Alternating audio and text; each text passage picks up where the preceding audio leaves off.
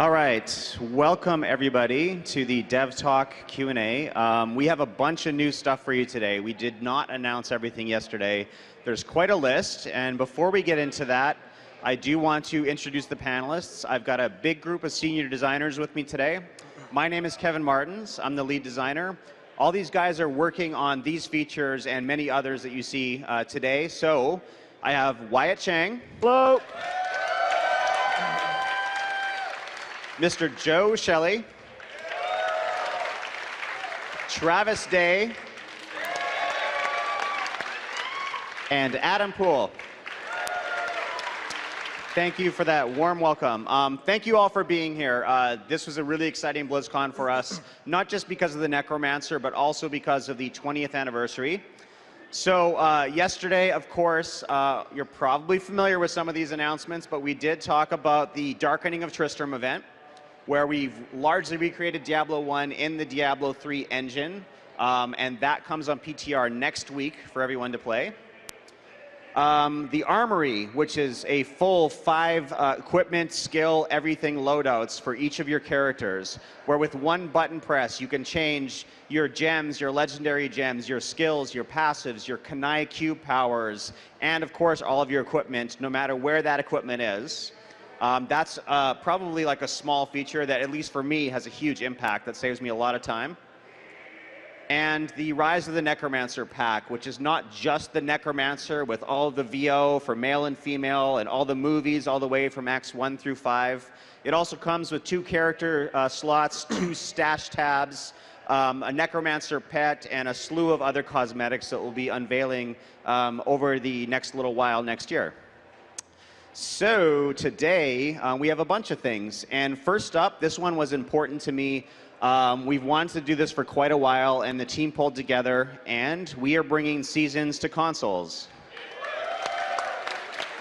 Xbox One and PS4 players, welcome aboard. So when this comes out next year, I want to do a brief summary of the feature and go through what it looks like on console.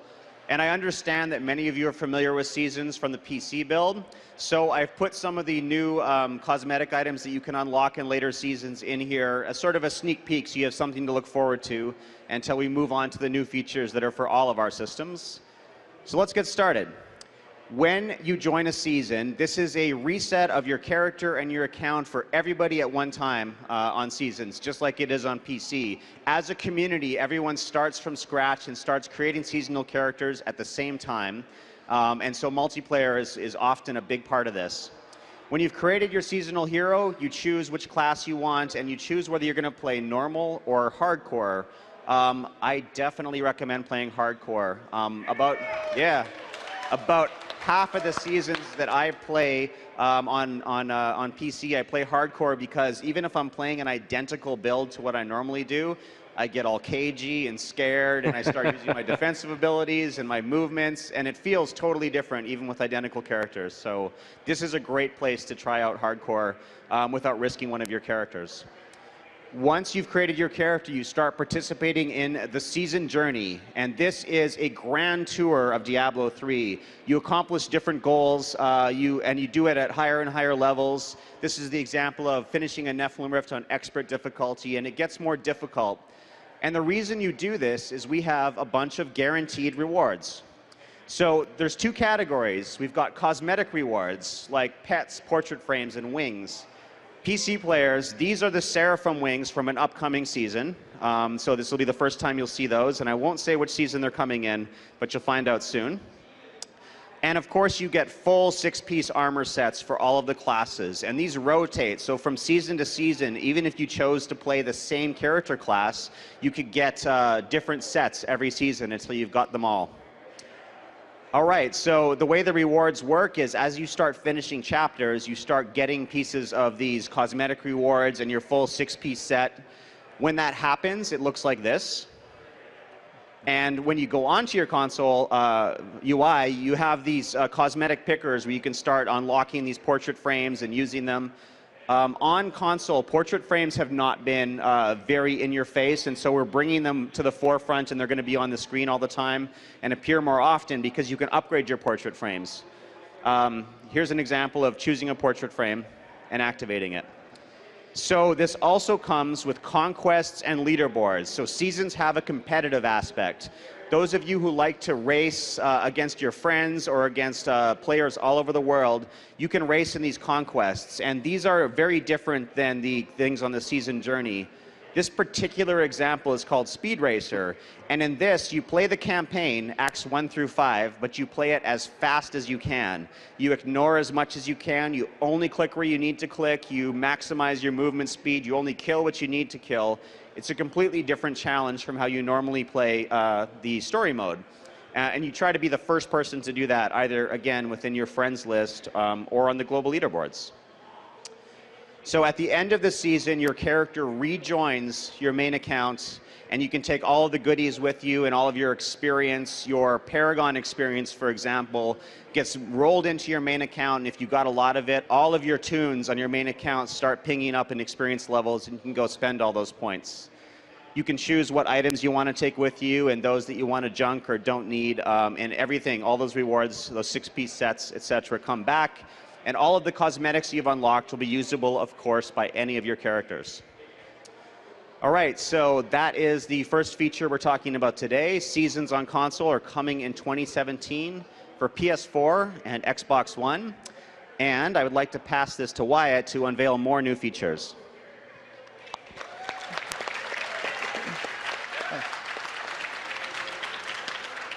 Hey, folks. I know you probably want to know a lot more about the big features that are coming, but sometimes the major changes to the game aren't just the big ones, and we've got that coming, like the Necromancer and the Anniversary event, but sometimes the biggest changes are actually the little tiny details. Like, last BlizzCon, we were talking about how the Death's Breath was, was yellow before, and then we were changing it to teal, and then when you go home and you play, you're like, oh, I'm so glad that you guys changed it from yellow to teal. The game's so much better now. Those little changes can make a huge difference. And we've got more little changes like that coming up for you. Let's take a look at one of them now. One of the requests that we got. I wish each and every crafting material would be treated exactly like blood shards and gold. Account-wide counters that require no stashing and no inventory management, asks Deus. All right, so your stash looks like this right now, right? You've got your yellow mats, your blue, you've got your Kanai cube materials from all the bounties that you've run. Starting in a future patch, it's going to look like this. A dedicated spot for all your crafting materials.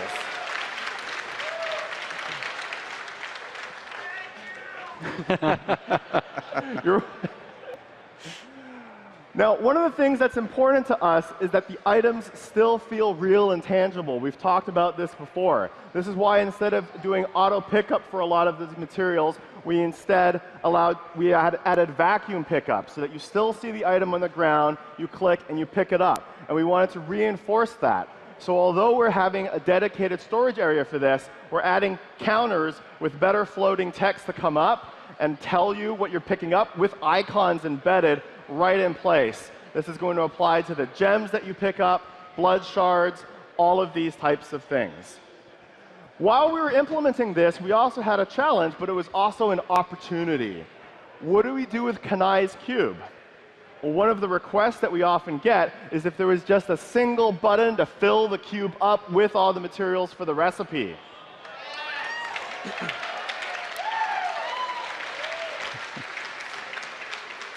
Now that we have dedicated storage for your crafting materials, it made a lot of sense to have your Kanai cube recipe fill itself with a single click of a button.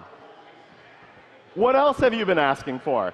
Like I said, it's the little things that make a big difference. Well, if the Transmogrify artisan had a dye kiosk, she could have all the dyes so you don't have to keep going from different vendors hoping they have the color that you're looking for. It's a request from Worldbreaker, and not just Worldbreaker, but many of you have asked for this. Well, Worldbreaker, we're going to break your world. Wyatt Chang, ladies and gentlemen, at the Diablo Comedy Club. Okay, so some of you will remember the Clown Satyr from 2 BlizzCons ago. It's our friend Clown Satyr, and he's back. And he wants to customize how he looks. Well, in a future patch, the Mystic is going to have an extra tab right next to Transmogrify. Now, the Clown Satyr is going to have an even easier time looking super styling. You can change your chest piece, you can transmogrify it to the way you want, switch over a tab, change it to the color that you want. It's all there. All right, and I know this is a big one too. Please allow us to level our legendary gems faster. Okay, now, this was a tough one for the development team because greater rifts and leveling the legendary gems is a core part of the end game for Diablo 3. That's a core activity. We wanted to be really careful about speeding it up by too much. But we had an alternate goal that we were also looking at. In particular, we wanted to find sort of a way to incentivize people to stay alive. Right now we have softcore, we have the normal game, and we have hardcore. And in hardcore, it almost feels like, you know, death has an enormous penalty. But in normal play, it almost feels like death sometimes doesn't matter enough. So what we're doing is starting in a future patch really soon, you're going to get another bonus roll on your legendary gems if you complete the Greater Rift without dying. So it looks like this. You get 3 rolls to upgrade if you complete the Rift, a 4th if you empower the Rift, and if you complete it without dying, a 5th. And as you can tell, if you're hardcore, then you're going to get that 5th roll every time, unless you die, in which case you don't care anyway. All right. So that's great. Those are some small changes that make a big difference. I'd like to pass it off now to Joe Shelley. He's going to cover some of the changes coming to Adventure Mode. All right. Thanks, Wyatt. Let's talk about Adventure Mode. We've got new zones for you. And they're going to be in Act 2, up in the north of Chaldeum. The first zone we want to announce today is the Shrouded Moors. This is a rain-swept, windy, desolate place. People have come here, they've tried to settle. You can see the wall that's crumbled. Someone had a house there once. It's gone. Monsters, demons. It's a harsh place. And there are ancient monuments with runes on them from people who settled here, moved on. We've got some of the concept art from the Shrouded Moors here. These are some trees that have been blown over by the wind because it's so unforgiving. And another shot of those monoliths with the runes. Our concept artists do all of these pieces so that we can come up with the way that the zone is going to look. This is a preview of the zone right now. We've got, it's in development, and you can see it's very rocky. There are a lot of plateaus, grass. It's a dark and misty area. The second zone that we're doing is the Temple of the Firstborn. This is one of the oldest places in Sanctuary. In fact, it's the place where Inarius and Lilith came. And the place where humanity was first set foot upon Sanctuary. This concept piece features some monks with fire, and we're going to have some really nefarious stuff in here. It's got this Lovecraftian vibe, which is very different from many of our other zones. And this zone is deep, deep underground. There's a relief here of a guy who's in the stained glass there having, really, it's not going to be a good day for him, it looks like. And this is a paint over. We do these to get an idea of what the zone is going to look like when it's finished, so that we can see in very great detail, and we can plan how are we going to fill it with monsters, what is the light going to look like. Pay attention especially to the darkness and the shadows and the way that the light spills across. It's very high contrast. Now, you may have seen a sneak peek of this zone if you got a chance to play the demo today on the floor, and if you haven't, there's still time. Just don't leave now. But this is the first part of the zone that we have finished. We're working on more of it. And again, notice the shadow and light interplay there. This is a very dark place. So I told you we've got 2 new zones. But we're also, our artists are always trying to find new ways to put Sanctuary together. And let me just show you the realms of fate here. You can see, of course, we're in West March, right? We're going to go through this gate. Everything seems normal. There's some weird effect, but it seems pretty normal, right? And now we're in the Pandemonium Fortress. So we're trying this idea of having this sort of portal world where the zones can connect in unexpected ways, and you can move from one to the next just as you're walking through. This last one here, it transitions into this pile of bodies from West March, which is one of my favorite places. All right. So, what would new zones be without new monsters, right? These are some of the concept pieces that we're working on for the zones. We've got a lot of demons for the temple, and we've got some other guys for the Shrouded Moors. The guy on the left here is like a crow monster. I can see him sitting up on one of those walls in the moors. And Soul Reaper guy on the right seems like a perfect fit for the Temple of the Firstborn, right? And this one I really wanted to show you guys because it's a great example of how we approach bringing monsters into the world.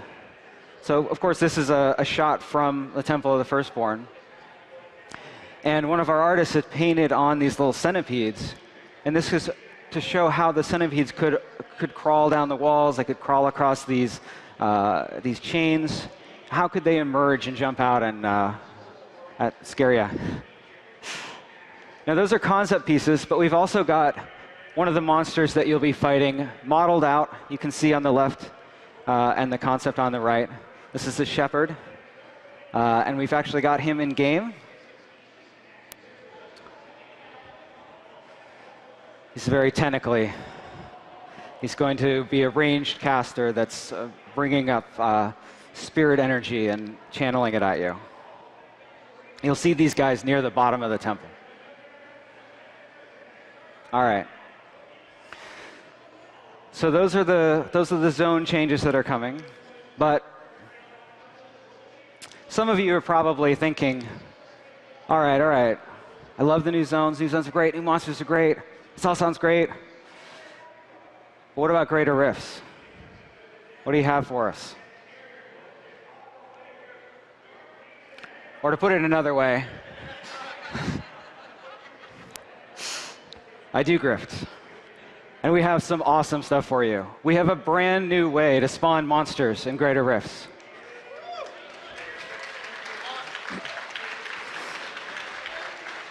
No more huge empty areas with no monsters where you're vaulting through. We took a density-first approach. We look at the amount of playable space in a tile set, and we look at the amount of XP from monsters that feels good in that space, and then we fill it that way. So every floor can be a great floor. This is an example of 242, right? You can see ice caves here. The same place in 243.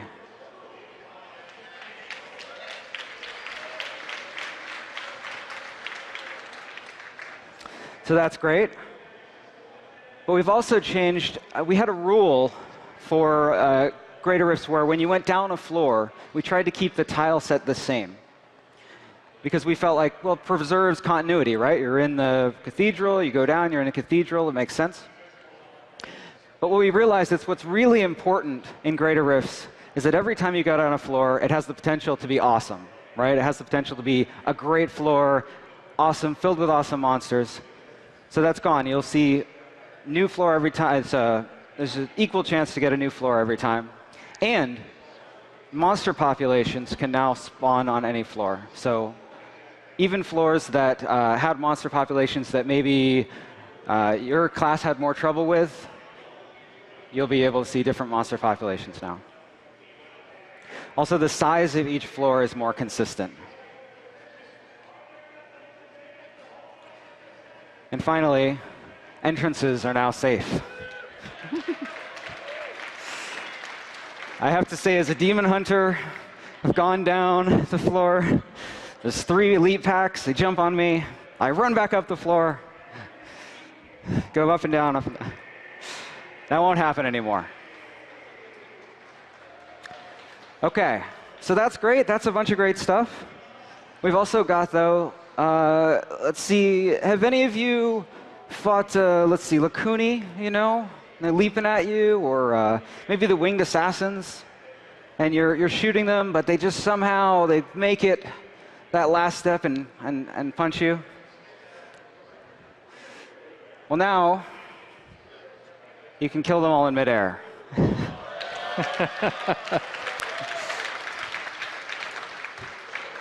And this extends to basically all the leaping monsters. So you've got your West March Brutes, you've got even the Burrowers from Act 1. Basically, if it's jumping through the air at you, you can take it out.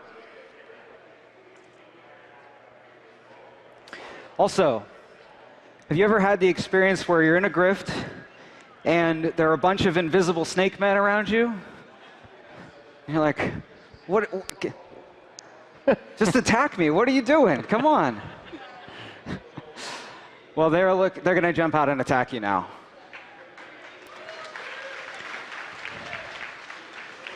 This also applies to burrowing monsters. So, I mean, this is mostly about Greater Rifts, but you probably had that bounty situation where there's that one rockworm somewhere.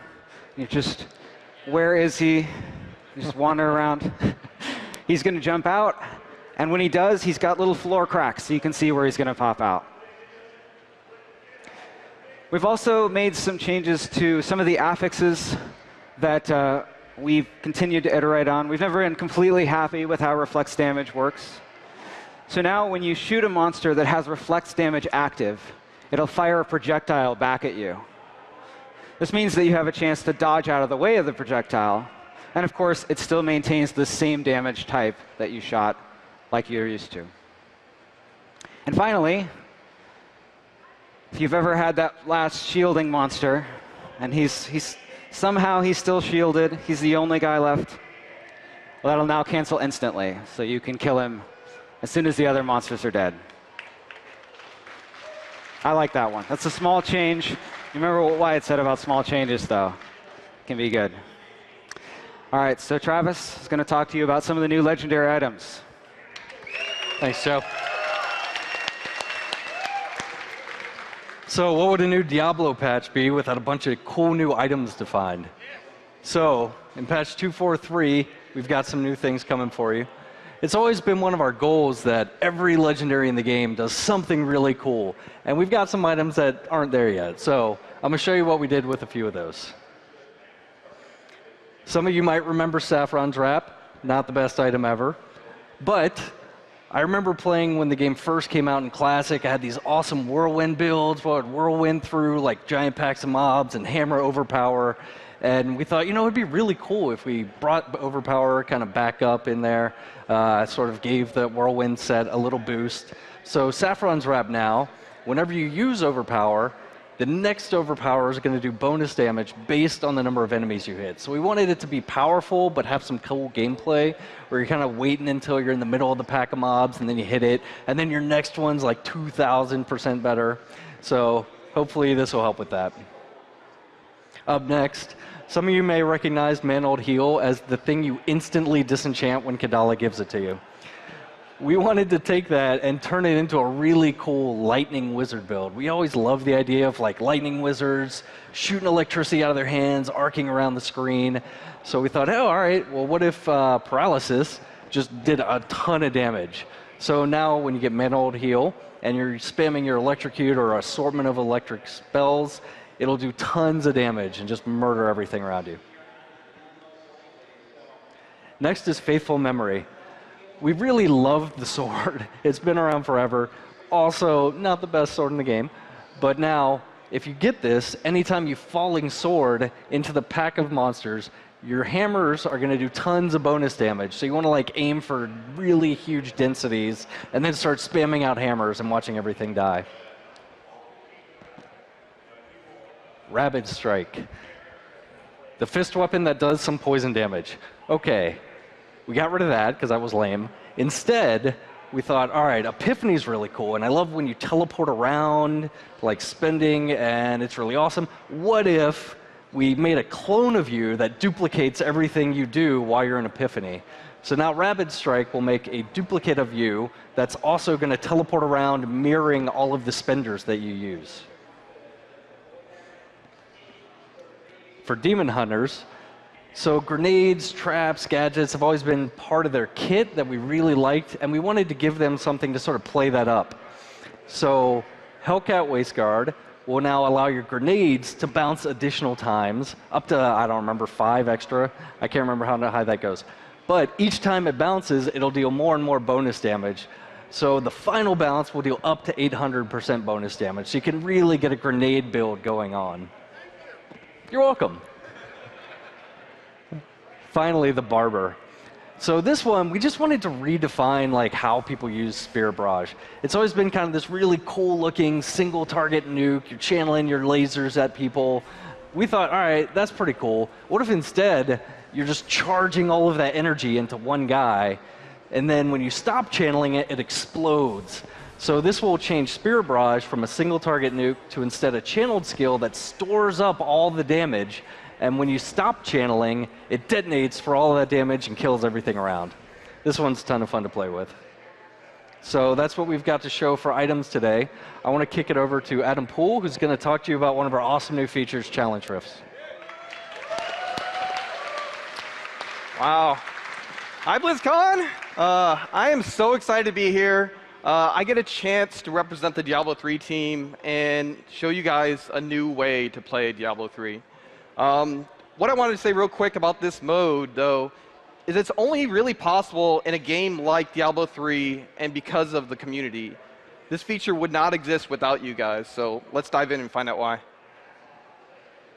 So Challenge Rifts, what are these? Challenge Rifts are a race for your fastest time in a greater rift. And I know you're saying that's what I do anyways. So why are these different? The difference is everyone's on a level playing field. Everyone has the same hero, same build, same dungeon layout, same monsters and pylons.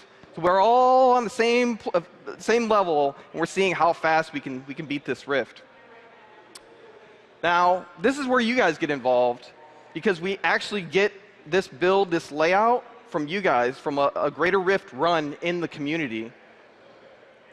And we're also going to be updating this thing frequently because people are running rifts all the time. So there's always some interesting things to see. The other great thing about it is it's going to be on both PC and console. So let's dive into a few more details on Challenge Rifts. So what Challenge Rifts really do is let you discover things that you might not have seen before in Diablo. There's so much rich content. First of all, you're able to jump right into these. There's no barrier for entry. You can just dive in and see what they're like. You really get to see something like, oh, I never played Health Tooth Witch Doctor, or I want to see what a Delcyr's Wizard's like. And these things are changing out. And you get to just, what we say is like, you get to test drive some of these builds and see if there's something in there. Maybe you'll see some of those legendaries that Travis was talking about too. It also gives you a chance to optimize. So you get to learn the layout. And this picture right here is actually a Photoshop that a programmer on our team, Ken Lamb, made. And this thing was like gold. So if you can see, though, he marked where the pylons are, where the elites are, and this layout, and you can see where the dead ends are. And this thing is like burned into our memories as we played this internally on the team. It really made an improvement on all of our times. You can also be more effective with the build. So you really get to analyze this puzzle of what skills should I really be using, how should I be using these against elites, and how do I increase my times with this build. And of course, you get to compete. This is a picture of one of our gameplay programmers, Kevin Hassett, and showing his awesome trophy that he got for winning one of the challenges we had internally.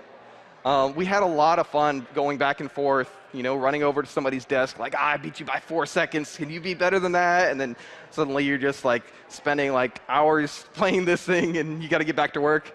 So yeah, you get to compete with your friends on the leaderboards. And for the really dedicated players, which I'm so excited to see, I want to see what the top of those leaderboards really are, and like the really interesting ways that people optimize and discover the little tricks that go along with a build and a layout. And of course, there's going to be rewards. There's a picture of brownies here because, again, internally, we had our producer, Tiffany Watt, had made brownies for people that placed in the top 10 on our team. And they were amazing brownies, and they motivated people a whole lot. But for you, we are definitely going to give you a reward. If you beat the original runner's time, we'll be giving you some bounty bags. We'll be working out the details on the PTR. But we'll make sure that you get to contribute to your main character as you're playing this mode. So I want to show you some quick videos of a challenge rift. This is basically the hub where you get to test out the build. So you can see this is like a Helltooth Angry Chicken build, and just learning what the skills are and how they really work. And then he dives right into the rift, and you can see early on you're just trying to figure out what these skills are and which ones you should be using, and like, okay, I get a little bit of a speed boost there, and it goes down the the right down here on this path. And if you remember from that map, this is a dead end. So you get there and you're like, oh, okay, all right, well, I got to remember that next time. And then he comes back around. So this is the second run where he learns, like, oh god, you got to be a chicken like all the time when you're playing this build. So he runs past that dead end and he gets into Elite Pack and pops that Elite Pack right away. And then this is painful, but he missed the purple orb, and then he kept going and ran across the speed pylon, which is like crazy fast, and you just lose all control. This was so much fun to play for our team. So the other thing I wanted to show you is, of course, it has to have multiplayer. It's Diablo. So everyone gets to dive into that same Rift layout, but they're all using the same build. So we get to learn it together. And that was a fun experience itself, but the really interesting discovery we had was the team strategies that come out of this, of like, okay, you run ahead to the next level and you get the pylon, and I'm going to go right. So you can even see like these characters split up, and you go and kill all the monsters, and then like, all right, well, we need to gather back together when the boss comes so we can really take him out. And it was a lot of fun multiplayer. So that is Challenge Rifts. And I'm going to head it back to Kevin Martins for a summary. Thank you, Adam. So we are coming to the end of our formal announcements for BlizzCon. That plus whatever you can make Wyatt trick him into leaking for the future. I want to talk about when all this stuff is coming and how we're going to sort it out. So you probably heard this yesterday, but patch 243 includes the Darkening of Tristram event, and it goes on PTR next week. So if you can't wait to find all the Easter eggs, that's a good time to get in there and help us test it and figure out what's happening beneath that cathedral. But it also includes a bunch of things from today. All those new legendaries Travis showed, the long list of Rift improvements, as well as the bonus roll for legendary gems for adventure mode, and that dies on the Mystics UI. And then over the course of 2017, a bunch of the other stuff starts appearing. And so it'll sort of come on board as it's ready. It's likely going to come out in more than one patch. The Armory feature with all of the 5 loadouts that you have. The Rise of the Necromancer pack, which you should definitely go and play, and you can now see, of course, the Temple of the Firstborn sneak peek at the end of that rift, if you can get there. By the way, who got to play the Necromancer so far? It's not everybody. Booth's right there. Okay, Seasons, of course, coming to consoles. Very excited about that. Sorry it took so long. Crafting Materials Storage UI, which got pretty big applause, I saw. That's great. The new zones, the Shrouded Moors, the Temple of the Firstborn. We'll see what happens with the sneak peek of the stitched together zones in that dream-like land that Joe showed as well. And of course, challenge rifts, where you can make baked goods, challenge your friends, kick their asses, and then eat all those baked goods yourself with our blessing. That's our job. And that'll be coming out over the course of 2017. So we're going to have a question and answer period, but I did want to take a moment. I said this yesterday, but I so mean it, and I really want to say it again. It has been 20 years that most of us have been together, either playing this game or making this game and playing this game. And for you guys to be here with us through this process, through all the crazy highs and lows of Diablo 3, thank you so much.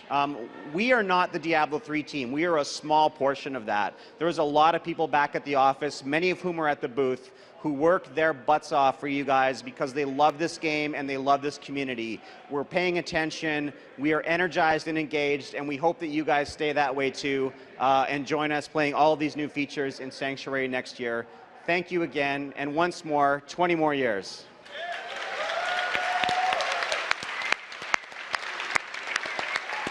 All right, so we're going to set up some questions here on the left side.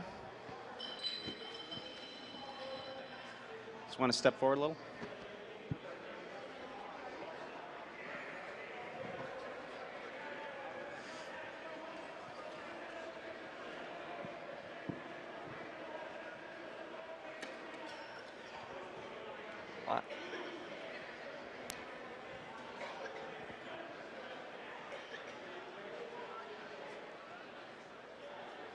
How's it going, guys? I had a quick question. Well, it's more of a request. I love what you guys have done with the end game for Diablo. You guys, everything's fast-paced, speed. You go really, really fast. There's one little tiny aspect of the previous games, Diablo 1 and Diablo 2, that I miss, which is, and I think I'm alone here, is toggling, walk or run. Are you guys ever going to add that, or is everything just super, super fast? No. No, I don't know. I remember toggling walk and run, and it was only because my stamina bar was empty. And then I would just be spamming it like, come on, just refill, for God's sake. We've never talked about toggle walk run. I mean, is it because you want to RP walk and look stylish? I guess so. Like I said, I'm alone here. No, everyone loves to go super fast. Well, you'll walk during the anniversary dungeon. That's pretty awesome. That is true. It definitely has that There you nostalgic go, feel perfect. for sure. Okay, thank you. I totally It's safe to forgot say that. it's not at the absolute top of the list, but thank you for the suggestion.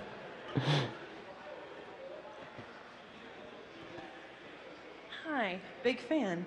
I was wanting to know, since all 7 of the Greater Evers are in the Black Soulstone, that constitutes that Tathamet should be out and about and wreaking havoc. So where's Tathamet, or are you going to do anything with Tathamet? Okay, so that logic doesn't automatically follow, by the way. Diablo became the primeval, which is a combination of all of them. Diablo, of course, has always been conniving, and he's not always agreed with all of his siblings, and he's taken over at that point. And Malthael did something with that in that final fight, and who knows what's happening next. Obviously, we're not going to spoil anything at this point, I'm afraid, but yeah, it's that logic doesn't automatically follow, but maybe it's that. So other than no spoilers, yeah, maybe. Maybe not. Super committal. You heard it here first. Maybe-ish. Maybe. Hey guys, what's going on? Love the Necromancer. Played the demo and whatnot. 2 questions, one kind of shorter. Are you willing to let us know what the Necromancer only weapons and armor are going to be? And 2, in the demo and a lot of the concept art, you showed the Necromancer with a comma and a bone shield. Can you let us know what kind of weapons you're designing the class to use? Since in Diablo 2 it used a lot of two-handed weapons, some daggers, the offhands, which witch doctors kind of use at this point. So, what's going on with that? Yeah, absolutely. So if you've played through the demo, hopefully you all enjoyed it. The class weapon for the Necromancer currently, we're planning on doing scythes, comma as you called it. So the scythe, the bone shield really was because when we started working on the build for BlizzCon, we had no idea what we were going to put in his offhand. But we were like, I don't know, that shield looks really cool, so just put that on him and we'll figure this out. But the current talks are that he'll have like a main hand, offhand sort of combination. We're still figuring it out. We've got lots of really awesome concept of like glowing fiery skulls or like goblets of blood. So we're still kind of feeling out what the offhand is, but it'll function very similar to like the Wizard or the Witch Doctor in that they have a class main hand and offhand specific for them. Awesome. Thanks, man. Yeah.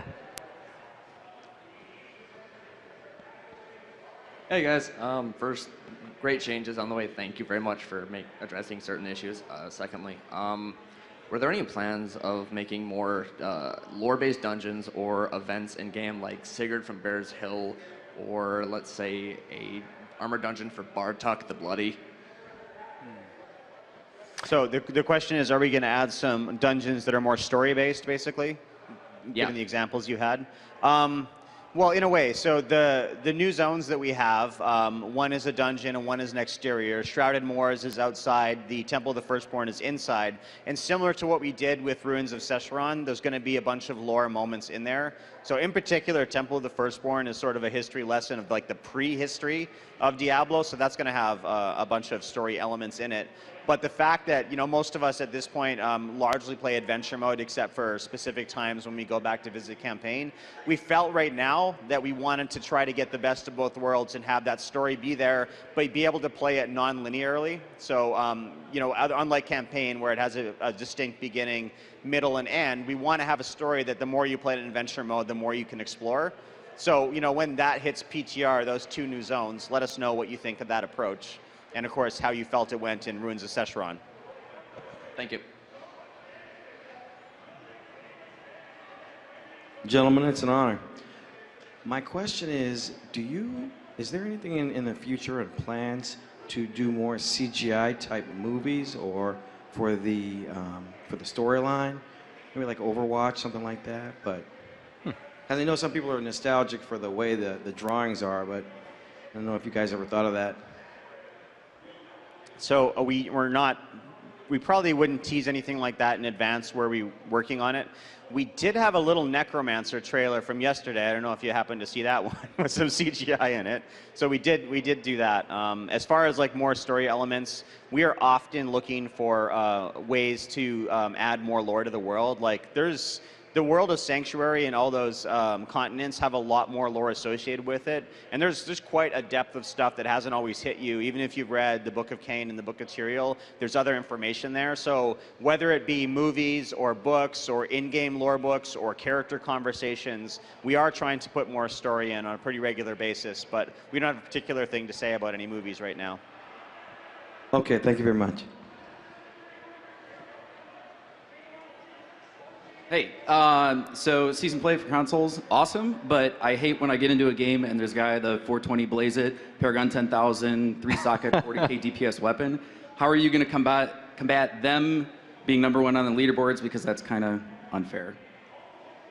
Yeah, there's I can't go into a ton of detail about some of the things that our team is doing, that our engineers are doing. I can say that Seasons on Console is a PS4 and Xbox One feature only. That's actually a really big deal. A lot of the Paragons and hacked items were brought over from prior. So since everyone's making a new character and it's next-gen consoles only, our engineers are going to do their best. Beyond that, I can't promise anything more. Because there's a thing too is with, I'm kind of curious though, is how, because you're saying it's with the PS3, PS4, but the some of the PS4 items, because it's kind of hidden on the patches that are on PC. So some is like the new cosmetic items. There's a lot of that stuff where those are showing up on PS4 online. So they're not pulling them from PS3. So somehow people are actually modifying PS4 save files, so you know. Yeah, I mean, I can't talk more about like the details of the specifics of the hacks. Yeah, it's not something that we really talk about publicly. Sorry.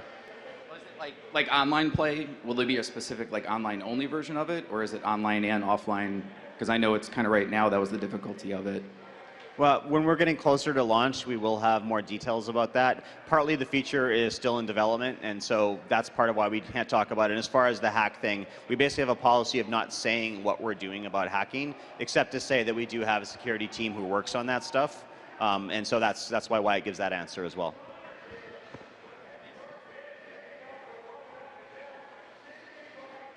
On Diablo 1, when you kill Diablo, the loot drops, but you get a cutscene. Do I get my loot 20 years later?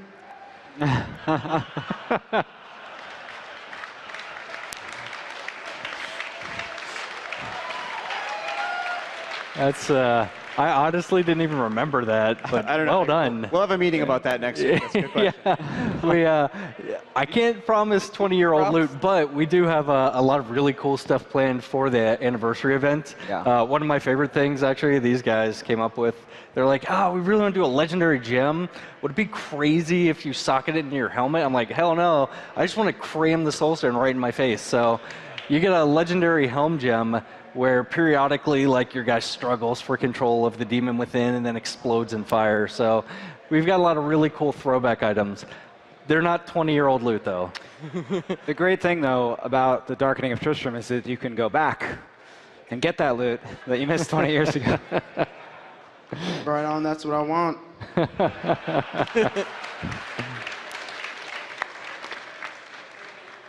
All right.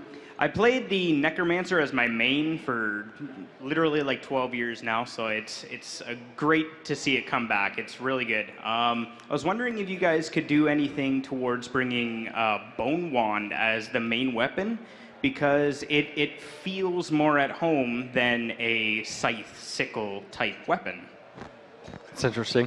I don't think we're going to go with that as the main weapon, but it is super iconic. I could certainly see us doing some kind of like Bone Wand legendary weapon for Necros. Or even part of a set, possibly, if there's. Oh, yeah, absolutely. So there's a bunch of options. Yeah.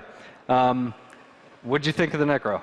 I really enjoyed it. It great nostalgic feel. It was a lot of fun, and everything exploded. Yes, it did. One tiny gripe was corpse explosion. It used to do percentile damage based on that.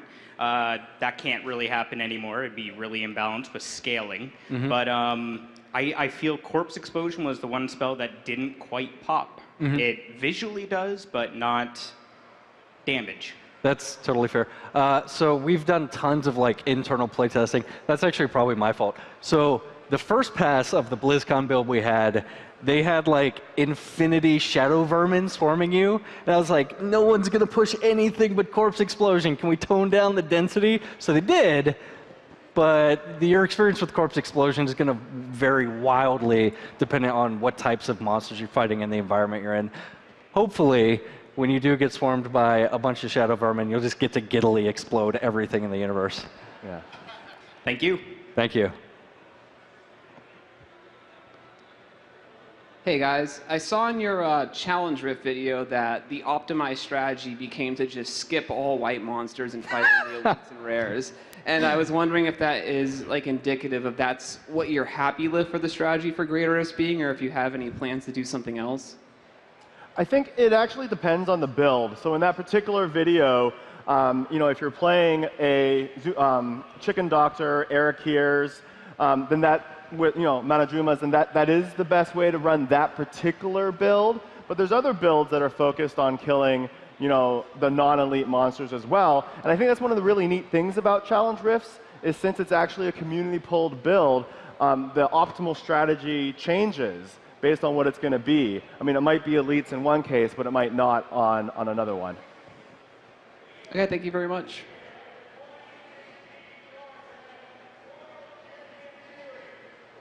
Hey, how's it going, guys?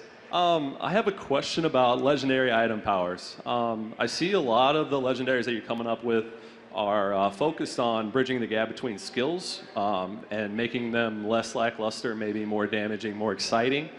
So do you have any plans for legendary affixes like Corrupted Ashbringer, where they're really powerful, they're really awesome, but maybe not cubable, so that more classes could use them, but they're still really cool, basically? I'm sorry, maybe not whatable? Not cubable. Not cubable. Cubable, got it, yeah. sorry. No, I think the cube is a really integral feature to just how your character development works at this point. I don't think there's any talks about making things not cubable. Really, when we're coming up with legendaries, it's partly, you know, what skills aren't getting a ton of use, or what sets or play styles have kind of fallen behind. Sometimes it's just, what do we think would be cool, like with the Lightning Wizard. It's always our goal to sort of keep introducing just cool stuff, and a lot of the time, we just want to make something because, I don't know, it just seems neat, and hopefully people will find a cool use for this. Frequently, when we add items, if the play styles that we added them for aren't like suddenly getting more play, we'll just keep adding more items until it gets there. All right, thank you guys. Yeah. Hi guys. Oh, that's really loud. I played the Necromancer. I really like it. I'm happy with where it's going, and I had played the first 2 games and loved those games. I'm curious, who else was on the chopping block as far as potential characters you were wanting to put back into the game? So you're asking what other classes were under consideration? Right. What was that? Back to the drawing board, Probably Kevin. made the short list, yeah. No, I mean, we have ideas for brand new classes that have never been done in Diablo. There's other fan favorites like Druid or something Shapeshifter was certainly a very popular thing around the office, Amazon, etc. So yeah, I mean, all the ones you expect are on the list, obviously. So and some ones you guys have never heard of. But Necromancer, I think we're feeling nostalgic and grim at the same time. Maybe it's because Halloween's so close. I don't know. The Necro seemed like the right guy for this year, and so that's the one we took. And then just really quick, I know you guys can't dive into this too much, but so you guys were mentioning Sanctuary is this awesome world. You guys have tons of areas to explore. You guys were mentioning how the anniversary event is this yearly thing. Is there you guys wanting to keep that trend where there's new kind of content you come out only for a short amount of time, or will there be more permanent things that you guys are very interested in doing for the world of Diablo? We tend to lean towards more permanent elements that are just there and you can play them, and maybe they're unlockable sometimes. Like Kanai's Cube, you had to unlock by exploring the ruins of Sescheron, which was something of an experiment for us. But the anniversary event is our first annual event, and we'll see how that goes. And if we have good ideas that are fun and that it's important that they're not always available. Sorry. Second. Sorry. Kanai's throne room. Right. Then if having it be less frequent makes it better, we'll do that. Like, again, using Halloween, that's my favorite holiday, and if I could dress up and give out candy every day, it wouldn't be as cool. So that's sort of the approach to the anniversary thing.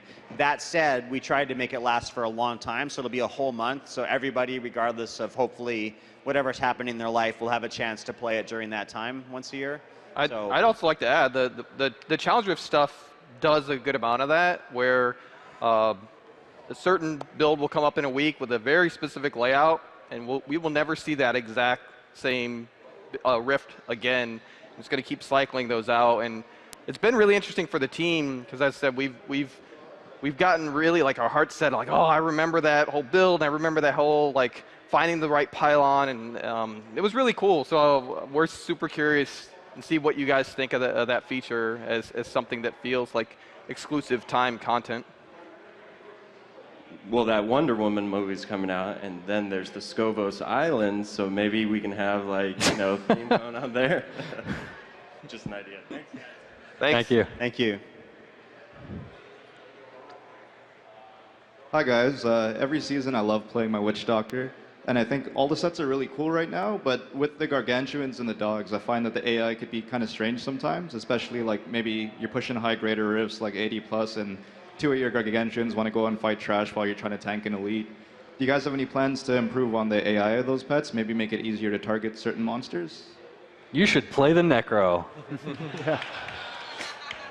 Joe can talk about AI. Yeah, we do actually look at the AI for class pets.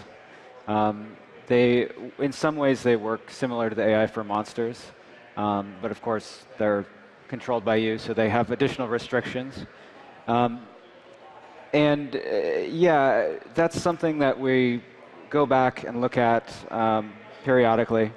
So we'll look at it. And one more quick question. With new big patches coming up, when you guys are doing balancing and tuning, are there any plans to change the Legacy of Nightmares set to bring it up to par with the other competitive sets? I don't know if I would say that the Legacy of Nightmares set is behind. I think Legacy of Nightmares is a set that, I mean, it's constantly changing inherently by nature of new legendaries being added to the game. I think there's also always the possibility that there are new undiscovered builds, new interactions to be found. I mean, I think, for example, the Shimizu's Heori with The Fortress Ballista is an interaction that wasn't discovered, the day after Legacy of Nightmares came out. It took a while, and I think we're pretty happy with where Legacy of Nightmares is.